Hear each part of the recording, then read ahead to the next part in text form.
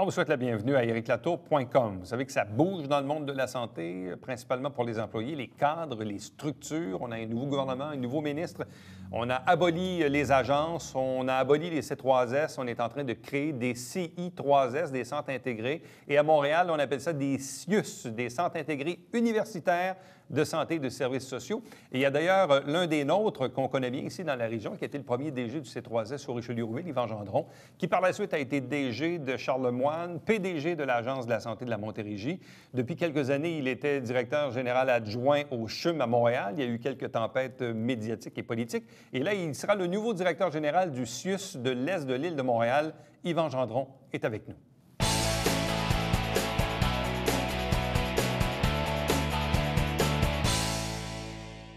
Vous savez que depuis quelques semaines, voire quelques mois, on parle beaucoup des changements de structure en santé. On sait que ça a un impact ici même dans la région. D'ailleurs, la semaine dernière, on recevait les représentants syndicaux parce qu'en Montérégie, on a formé maintenant 3 nouvelles structures.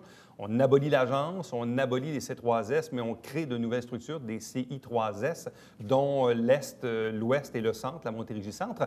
Mais il y a un des joueurs de ce monde de la santé qui est d'ici et qui gravite actuellement du côté de Montréal, c'est Yvan Gendron. Bonsoir et bienvenue. Bonsoir. Donc, vous avez survécu à la tempête du CHUM? Oui, la tempête du CHUM, effectivement. Dans des grandes institutions comme ça, aussi avec des grands projets là, qui sont un peu historiques aussi, là, il y a beaucoup de tensions, beaucoup d'émotions aussi. Là.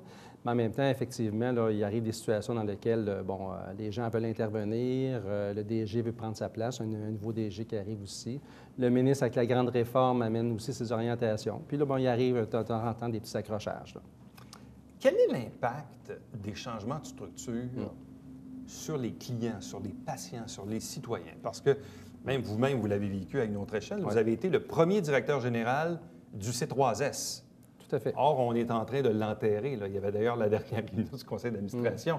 Donc, vous avez été à la tête d'une nouvelle structure qui bientôt n'existera plus dans quelques jours.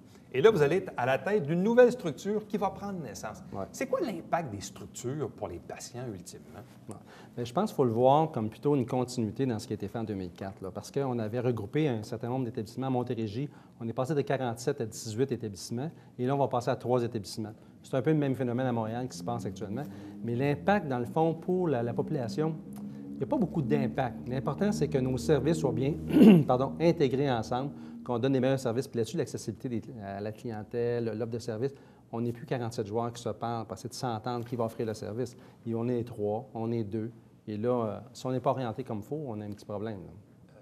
Sans tomber dans le côté plus politique de la décision, mais pendant longtemps, on disait « Ah, les régies, ça ne sert à rien. Ouais. » Finalement, on a changé ça pour des agences. Et là, après ça, on s'est dit, les agences, finalement, ça ne sert à rien. Il y a comme un palier de trop entre l'instance locale et le ministère. Vous qui êtes dans le domaine depuis nombre d'années, est-ce qu'il y avait vraiment une structure de trop? Est-ce que la nouvelle structure va être plus efficiente que l'ancienne? Ouais. Bien, pour avoir dirigé autant des C3S, des hôpitaux et aussi une agence, j'ai été PDG d'une agence pendant une année comme tel, effectivement, il y avait beaucoup de doublons. Okay? De part et d'autre, il y avait des dossiers qui étaient montés en institution, qui étaient à revérifier, remonter au niveau de l'agence comme telle et passer au niveau du ministère par la suite. Là, on va sauter ces étapes-là et je pense qu'on va gagner beaucoup de temps. On va gagner du temps pour des constructions. Si on prend l'exemple de l'hôpital au Richelieu, les différentes étapes administratives, on va réduire ça. On va se centrer beaucoup plus, dans le fond, sur le patient. Puis vraiment, on va réaliser, je dirais, plus proche de la clientèle, tenir compte de moins des grandes orientations du ministère qui deviennent un peu, je dirais, qui ne tiennent plus la couleur, dans le fond, du territoire comme tel. On va être plus autonome, en tout cas. C'est le défi. Est-ce qu'il n'y a pas aussi un danger à trop vouloir grossir l'instance? Est-ce qu'il n'y a pas un danger de perdre un peu le contact avec le sol? Ouais. Prenons l'exemple ici pour faire une figure de style. Les gens qui étaient habitués au C3S au Richelieu-Rouville, qui était quoi, 7 établissements, je pense, au départ, à peu près. Là, on est comme fusionné avec Charlemagne, qui est en soi un gros hôpital que vous avez vous-même dirigé. C'est quoi le lien entre Charlemagne et le C3S au Richelieu-Rouville? Ouais. Dans le fond, il y a comme 2 réponses. C'est évidemment, quand c'est plus gros comme ça, il ne faut pas perdre le contact, puis il y a un danger par rapport à ça. Donc, j'ose espérer que les dirigeants comme moi et en équipe, bien sûr, ça se fait en équipe, on reste vraiment centré, là, dans le fond, sur l'offre de service et autres comme tel. Et si on prend l'exemple de Haut-Richelieu ainsi que Charlemagne, il y a quand même des corridors de services qui sont un peu naturels entre ces institutions-là, au niveau de la cardiologie, au niveau de différents laboratoires, cancérologie et autres.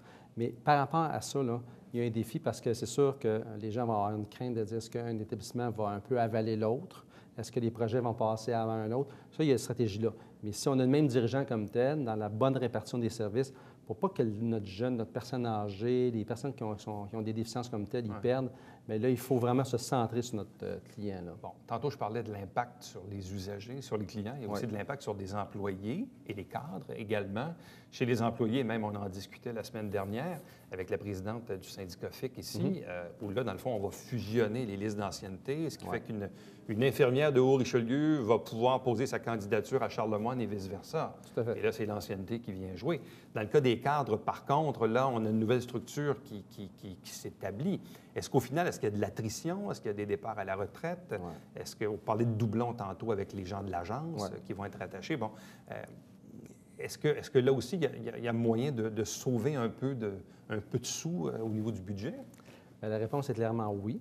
De toute façon, il y a eu 6 000 postes qui ont été abolis. Là. Au 31 mars, il y a 6 000 cadres, dans le fond, qui perdent leur emploi. Mais par contre, on va, dans le fond, reconstituer des postes parce qu'il fallait vraiment tout abolir pour pouvoir reconstruire les nouvelles équipes. Mais au total, il va y avoir à peu près de 12 à 1300 cadres qui vont perdre réellement leur poste. Au Québec? Au Québec. Au Québec. Et là-dessus, en plus, il y a des départs massifs à la retraite. Parce que dans l'offre des conditions de travail, les gens peuvent prendre 12 mois pour quitter au lieu du remplacement. Là. Il y a des départs massifs. Et en même temps, aussi, arrive toute l'histoire du régime de retraite. Hein. On sait très bien que, est-ce que ça va passer de 60 à 62 ans? Est-ce qu'il va y avoir des pénalités plus importantes si on part plus bonne heure? Là, il y a des gens, là, il y a un petit peu une course par rapport à ça. C'est une inquiétude. Est-ce qu'il n'y a pas un danger qu'on se retrouve un peu après 98? Bon, M. Bouchard visait le déficit zéro. Il y a eu des départs massifs à la retraite d'infirmières qui ont laissé des séquelles dans le réseau dans les années qui ont suivi. Est-ce que là, il n'y a pas un risque de reproduire à nouveau une espèce de vague de départ disproportionnée, disons? Pas au niveau du personnel infirmier, par exemple, ou tous les professionnels, parce que ça les touche moins, eux. Mais ça nous touche beaucoup, dans le fond, les gestionnaires, au niveau des cadres, la réponse, définitivement oui. Il va y avoir une période d'instabilité qui va durer un certain nombre de mois parce que les gens quittent, il y a une perte d'expertise, de connaissances, un peu ce qui est arrivé avec, à l'époque des coupures massives ou des départs massifs à la retraite. Mais on ne verra pas ça au niveau du personnel. Ce n'est pas la réforme qui va amener ça, c'est tout simplement les départs à la retraite. Parce que ça, il n'y aura pas de changement par rapport à ça. Bon, si on regarde un peu votre propre feuille de route, avant de devenir directeur général du C3S au Richelieu-Rouville en 2004. Oui, tout à fait. Qu'est-ce que vous faisiez auparavant? Auparavant, j'ai été 2 ans comme directeur général exécutif de l'agence. À l'époque, c'est la Régie régionale, dans le fond, de la santé. Mais j'ai été aussi auparavant 2 ans dans une firme de consultants. J'étais vice-président chez Expertise 3S et j'étais responsable de la première, dans le fond, planification du nouveau CHUM pendant 2 ans. Mais bien sûr, auparavant, j'ai eu un autre passage à l'agence, mais j'ai été une dizaine d'années à l'hôpital du Richelieu, comme, entre autres, directeur adjoint des services professionnels et hospitaliers. Et j'avais ouvert précédemment le département de médecine nucléaire comme chef technologue. Donc, en 2004, on devient DG du C3S au Richelieu-Rouville. Pendant combien d'années? Pendant 4 ans. Pendant 4 ans. S'ensuit après ça la direction générale de Charlemagne? Tout à fait. Pendant 3 ans.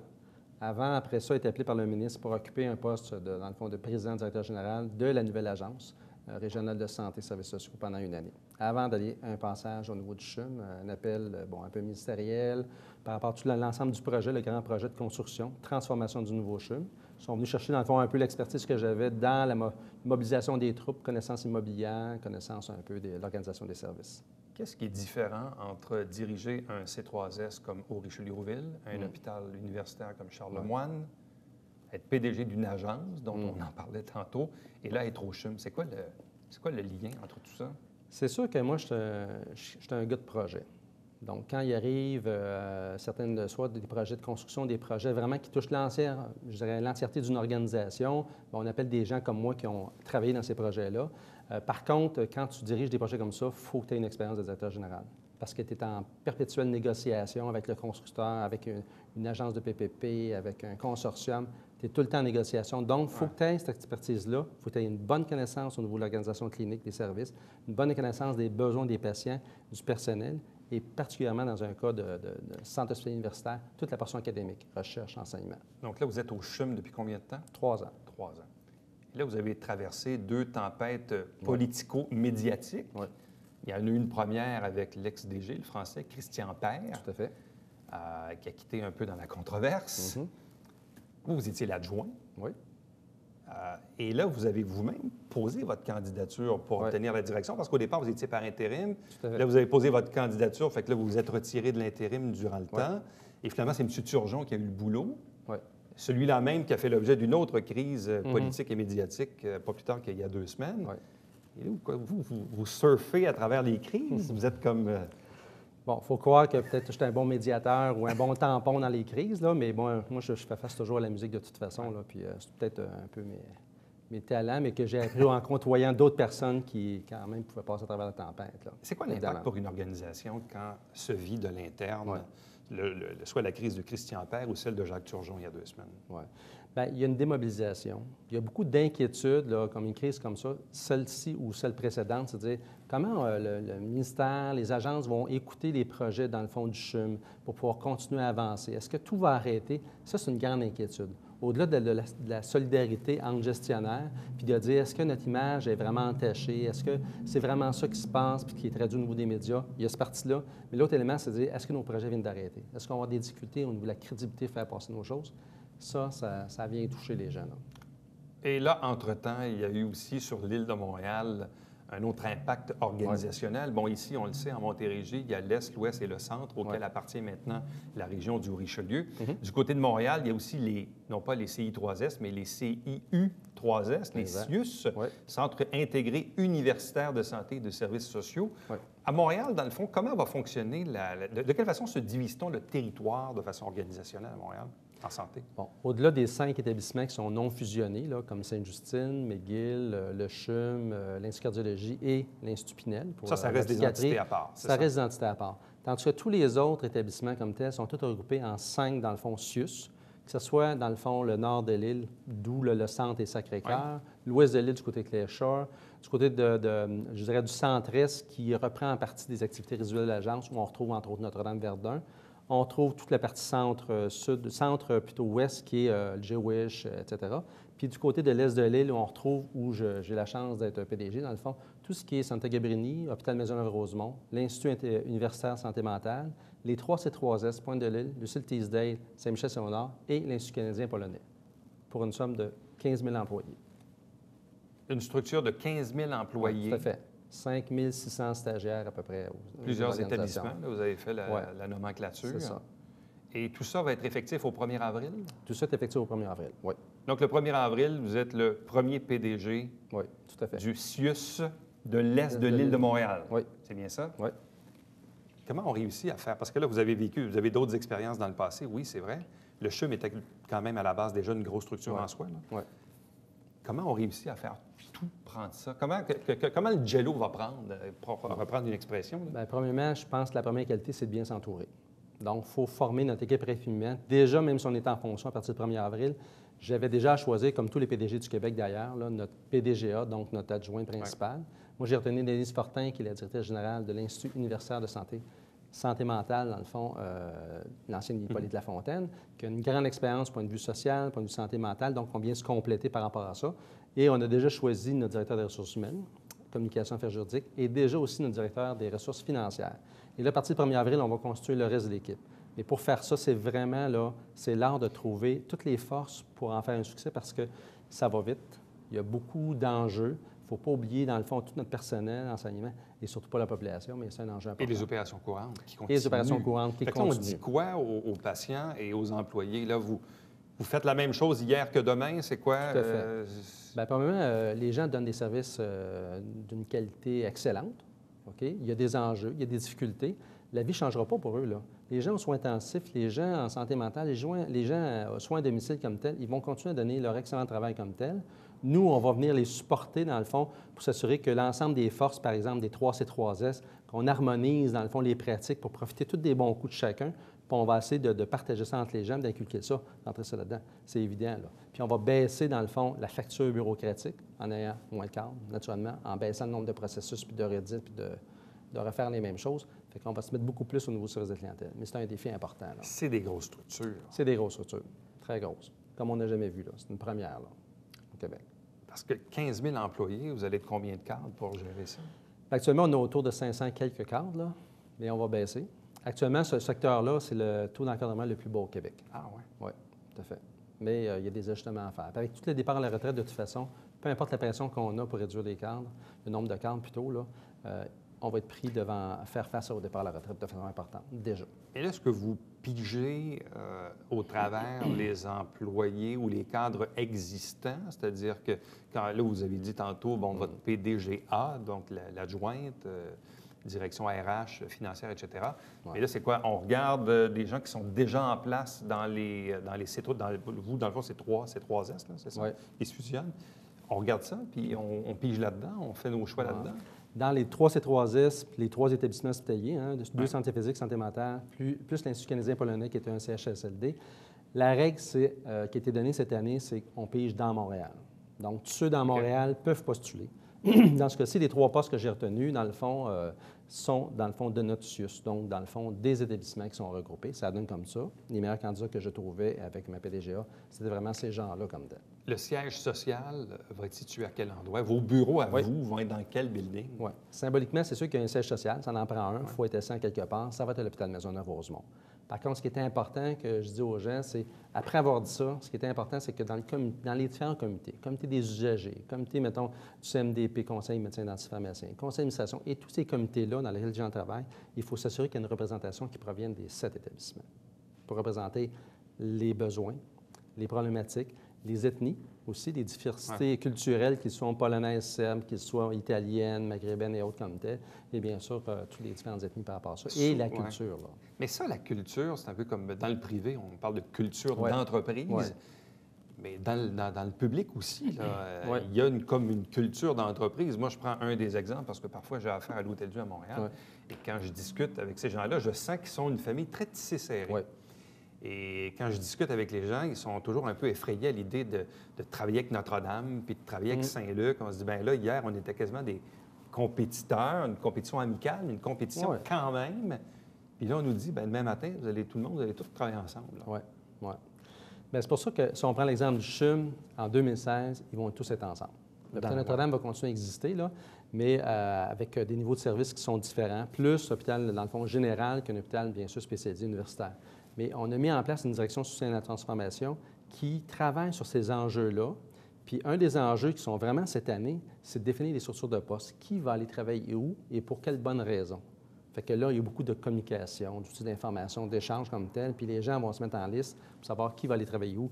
Mais après avoir dit ça, quand on va savoir qui va travailler, mettons, exemple, dans le CHUM, qui proviennent de Notre-Dame, Saint-Luc et l'Hôtel-Dieu, là, il faut les faire travailler d'une nouvelle façon parce que chacun amène son bagage, son expérience, ses amis, là, mais il faut s'assurer qu'ils vont avoir une cohésion dans le processus, dans la façon de donner les soins. Et ça, là-dessus, là, le défi, déménager, c'est complexe, mais ça fait un temps.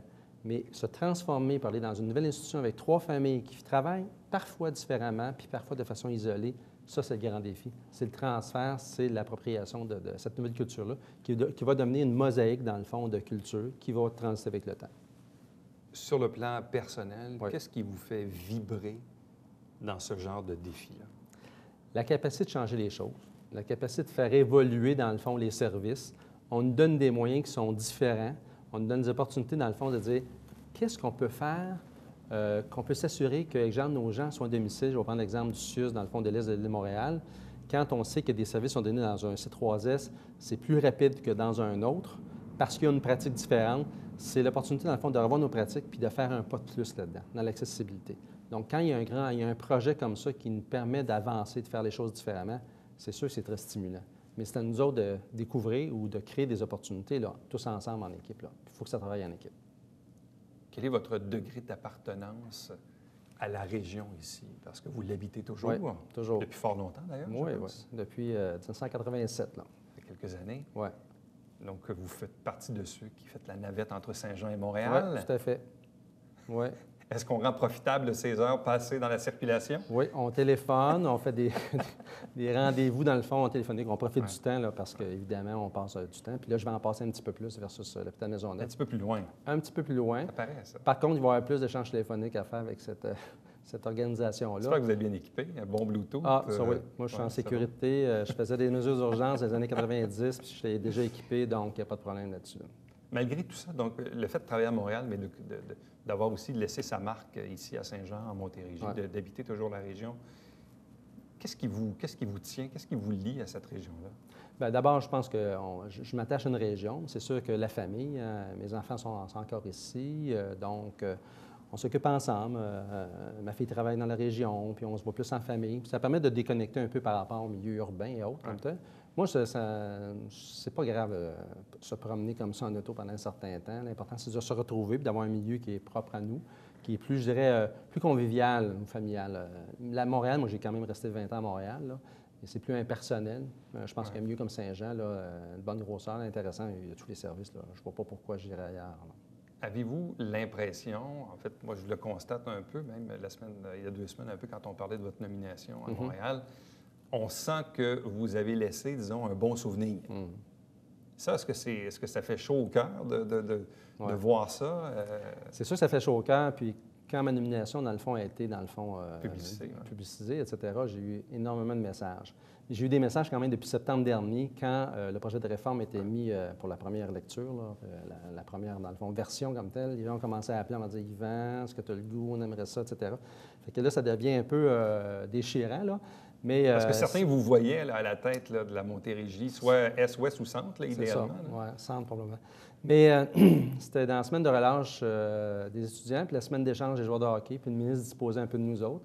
C'est sûr qu'avec l'expérience du côté du ministère, il me voyait beaucoup plus du côté de Maisonneuve, entre autres, là, pour toute la question de centre de recherche et autres, là, puis universitaire, bien sûr. Là. Est-ce que c'était un deuil à faire de ne pas obtenir la direction générale du CHUM? Moi, je ne suis pas quelqu'un qui vit...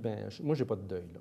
OK? Moi, j'ai des objectifs, là, mais à un moment donné, quand il y a des choix qui sont faits, comme là, ils ont été chercher quelqu'un qui était très académique. C'est un choix qui leur appartient. Dr. Turgeon, qui était ancien doyen de la faculté de pharmacie.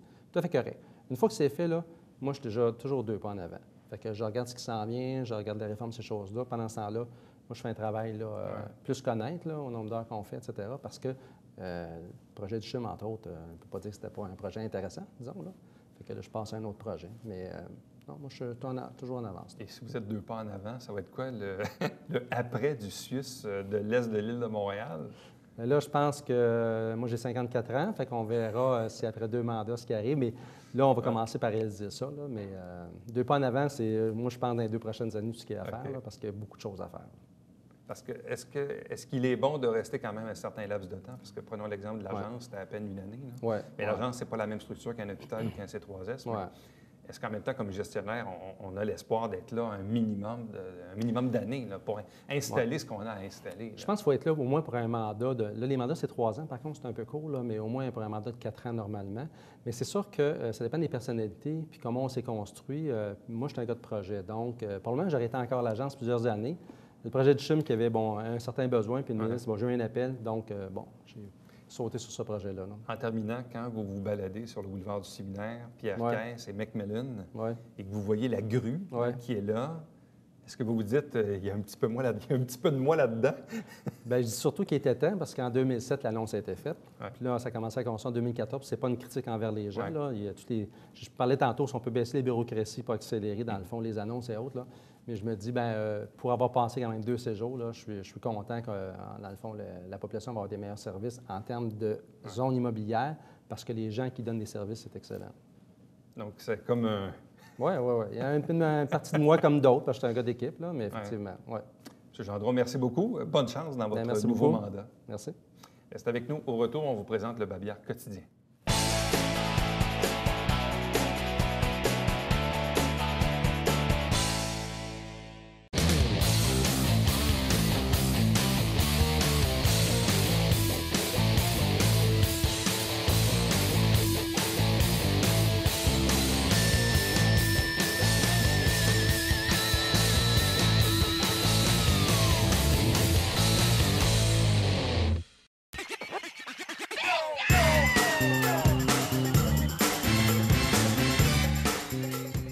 Divertir dans le confort de votre foyer. Télébingo, TVHR, tous les dimanches matins, 9h30, avec votre meneur de jeu, Alain Rameau. C'est un rendez-vous.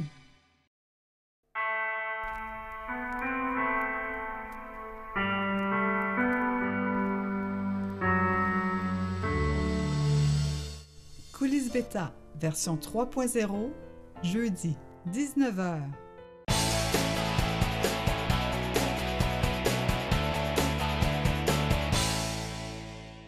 Arbre en milieu urbain, conférence de Angelo Géromine, s'est présentée le jeudi 9 avril, 19h, à la Bibliothèque Saint-Luc. À chaque semaine, on vous présente des extraits du conseil municipal de Saint-Jean-sur-Richelieu. L'émission porte le même nom. Vous avez la grille horaire à l'écran. L'émission se retrouve également sur notre site Internet. Chaque semaine, le dimanche matin, en direct, 9h30, au câble 9, ne pas confondre avec le 609. C'est le Télébingo, 3 500 $ en prix, carte pleine qui est à 2 000. Il y a 30 dépositaires dans la région pour acheter vos livrets, tvhr9.com ou 358-1912 pour avoir la liste. Voici les coordonnées de la télé du Haut-Richelieu. Pour me joindre directement, faites attention, parfois les gens, par habitude, utilisent plusieurs adresses. Vous ne devez utiliser que celle-ci. Éric Latour en un mot, à commercial tvhr9.com. On est bien sûr sur Facebook et sur Twitter. On est sur le web, évidemment. Nos émissions sont en diffusion format YouTube là, sur notre site Internet. Et l'émission que vous regardez en ce moment, ériclatour.com, diffusée tous les jours de la semaine, lundi au vendredi, à 10h, 17h, 23h, 1h30 la nuit. En rappel également le dimanche entre 16 et 18h30. Le prochain rendez-vous, c'est bien sûr demain. Bye-bye.